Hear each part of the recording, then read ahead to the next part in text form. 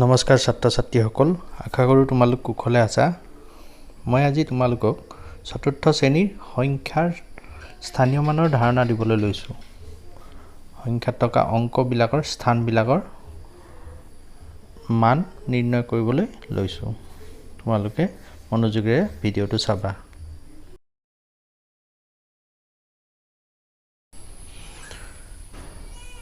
আমি যিকোনো সংখ্যা এটা লওঁ। এতিয়া ধৰা হওক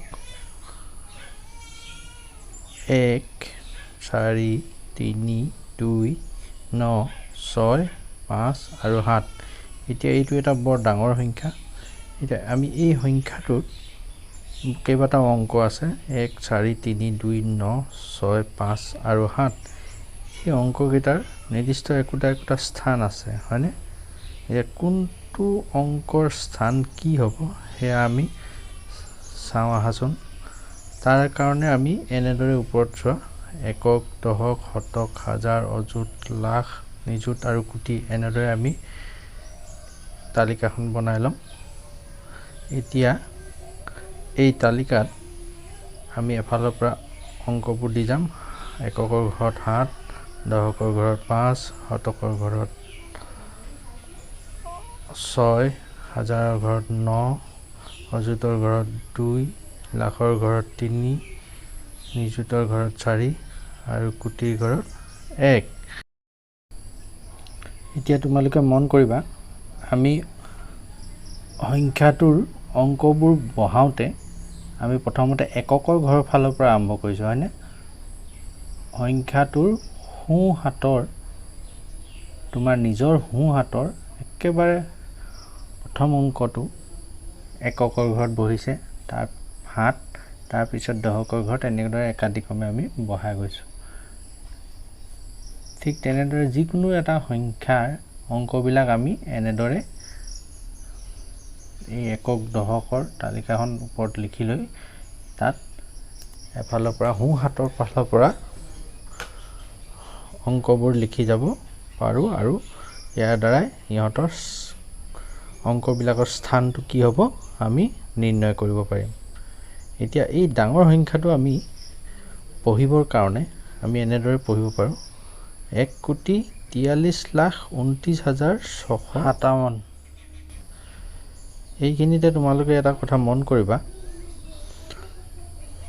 এই ইয়াতে 1 কোটি তাৰপিছত 43 লাখ বুলি কৈছোঁ মই, 4 নিযুত 3 লাখ বুলি কোৱা নাই। তাৰমানে নিযুতটো লুপ্ত হৈ থাকে, আমি কওঁতে লাখৰ ঘৰত আমি হিচাপ কৰোঁ।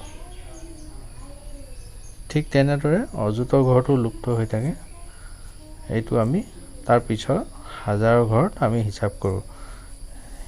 সেইবাবে এইটো আমি পঢ়োঁতে এনেদৰে পঢ়িব লাগিব, 1,43,29,657। তোমালোকে কথাটো বুজি পাইছানে?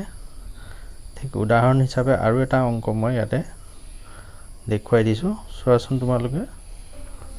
এই সংখ্যাটোত আছে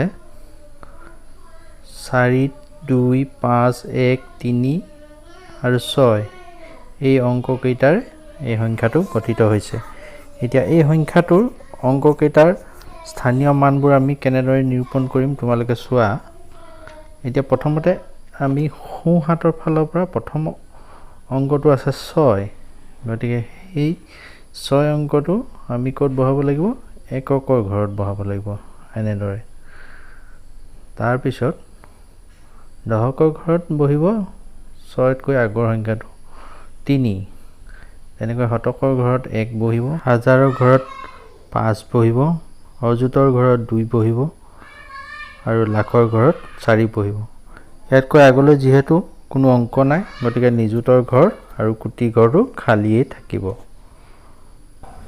এই সংখ্যাটো আমি পঢ়োঁতে এনেদৰে পঢ়িব লাগিব, 4,25,136।